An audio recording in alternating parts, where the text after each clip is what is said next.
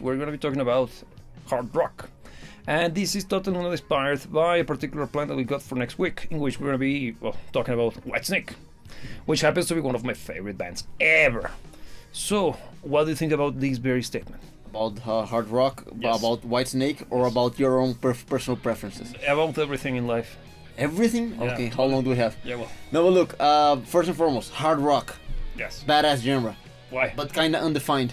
It's very difficult to define. Yeah. I don't think so, but it's very undefined. No, but look, It's very easy to pinpoint. even very quickly before we went live, just for the lulz, I went to look hard rock, I can imagine what you saw. and it's really weird the amount of bands that are encompassed in the context of hard rock, because I saw Nickelback. Queen, I saw let me see, Black Sabbath. Yeah. Why? Yeah, it makes no sense for them to be considered hard rock. Well, Nickelback is usually put there. Also, Slipknot. Modern hard rock. Modern hard rock is it's not hard rock, and we were gonna be discussing that in this very show. Yeah. So, let's begin. So, hard rock, first and foremost. Yeah. In my head, I think of Whitesnake. Yeah, it's the first that comes to mind. Scorpions, a little bit, because Scorpions is closer to metal. But I do think it's one of But the essential they are ones. basically hard rock. Who else? Freaking Striper. Also, Tigers of Bang Bang. Oh, well, John Sykes. Even Van Halen. Van Halen is I full on yeah. hard rock. No, Van Halen is full on hard Yeah. rock. But this is kind of a very clear era, because all of these bands we're talking about bands from the mid 80s to late 80s and early 90s, and the sound is very much that. Yeah. And for example, Whitesnake is usually put in the same category as Cinderella, even Quiet Riot. And Quiet Riot, yeah, is hard rock. Cinderella is more on the glam side of things.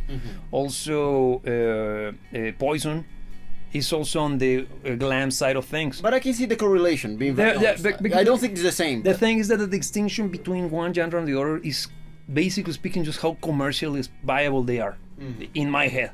Because Guns N' Roses is full on hard rock. It's hard rock. It's yes. hard rock, It's full one of on. the staples. Yeah, because you can say, oh, but they are also arena rock. Yeah, but It's hard rock played in an arena. yeah, of course, it's because arena rock in my head is U2. Bon Jovi. Bon Jovi is more on the hair metal stuff. But again, The there's thing quite, that- yeah. quite a lot of correlation. Yeah, the thing is that glam and hair metal are usually the same genre. And for those of you who know, glam metal is how can I describe it? It's rock music from the 80s that was heavier than classic rock. The stuff that, for example, think of Highway Star, Deep Purple. Deep Purple. And even Deep Purple is way too heavy, man. Yeah, No, but I think saw of- Deep Purple listed as hard rock, but Ye- honestly, it's not a definition that I fall behind. No, because Deep Purple is very vast, right? Yeah. But think of something more on the side of Pink Floyd. Okay, is the most anti-hard rock thing you could ever think. Okay, Pink Floyd could be classic rock.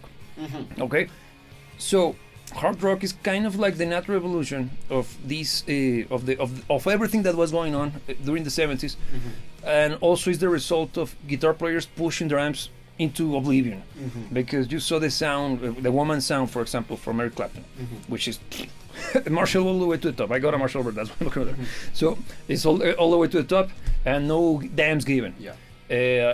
Eddie Van Halen did the same with the woman tone. Yeah. No, the brown sound. Sorry, brown the sound, woman. Sorry, I mixed them up. The woman is the Eric Clapton. Eric Clapton's, yes. Sorry, I effed it up. Yeah, but the brown sound by Eric Clapton is basically that, and the woman sound by I mix it up. You get me. Words are hard, but you get me. The sound from Eddie Van Halen. God damn it! I had to, wherever. The sound coming out of the guitar of Eddie is super high gain, super intense, super aggressive. Yeah. And that's one of the hallmarks of the sound of hard rock. Because if you think of Pink Floyd, you don't think of no. You think of yeah, exactly. Yeah. And that's basically. But you get me, right? Yeah, no, but true. Because guitar being the driving force behind rock music, or one of the very much defining factors of rock music. No, it is indeed, man, for real. Yeah. Because It is. a good chunk of the sound is based on the texture of the guitar. Okay, here, Roland here is saying hard rock is AC/DC. Good pick. AC/DC is a good pick for describing Yeah. hard rock as a whole. And all that you were saying about the high gainy, aggressive guitar tone. And you can see already how there. AC/DC, even in the earlier albums, they were already trying to get to that sound that, Yeah. due to technology and of course the design of the amps, the guitar couldn't reach easily those levels of insanity without being noisy as all balls. I personally, whenever I see hard rock in my own head canon, Yes. I gravitate towards the mid '80s kind of open to the kind of a very early '90s sound. Like Which- Guns N' Roses. Like your Guns N' Roses, your White Snakes, the Scorpions from that era. Even though I do think that AC/DC is a band that falls into the category of hard rock. Yes. I think it's a proper definition. Is not what I go to when I think of hard No, rock. but I see why would you say such a thing, but it's a very good pick. Because you know what comes to mind? Thin Lizzy. I think this is hard rock. Yes. Full on. And even the sound that you were describing, Gary Moore, and that tone, Yes, that's hard rock as Of well. course, of course. Also John Sykes. Yeah, yeah, as Later, well. yeah. No, John Sykes. I think that hard rock is defined by the presence of John Sykes. Almost. Because think about it, Tigers of Tank Bank, then Thin Lizzy, then freaking White Snake only for this album, and then and his solo stuff. No, but And then badass that you introduced me late, and I have to be grateful for it. Blue Murder. Blue Murder is freaking good. John Sykes, you will hear his name thrown around this conversation a lot. Yeah. Huge fan. That guy is a guitar player / singer, and he, as I already said, he was part of very important groups of musicians during that period in this kind of music. And his most successful effort was with Whitesnake when producing the fantastic album that is in 1987. The album that you know its existence, but probably you have never heard on its entirety, because the only song you know is either Is This Love, great song, or freaking Here We Go Again, is not a good song. But It's a good song. it's cheesy as balls, man. And it doesn't sound like the rest. No, it doesn't. It's like, it sticks out like a sore thumb. Yeah. The thing is that the rest of the album... Well, we can leave the conversation about this album. Yeah, but coming back Yeah. to John Sykes. Yeah. The thing is that him being part of those albums and those bands kind of developed the tone and the aggressiveness of the sound of the genre, because his guitar tone, it's probably the reason why I always gravitate towards this kind of high gain tight, almost metal, not necessarily full on metal tone when it comes to my own guitar taste and tone, because of how aggressive his guitar is, but also how mellow can become. Yeah, because it's expressive. It's very expressive. Yeah. It's very expressive. It's very musical, and also he's a fantastic guitar player.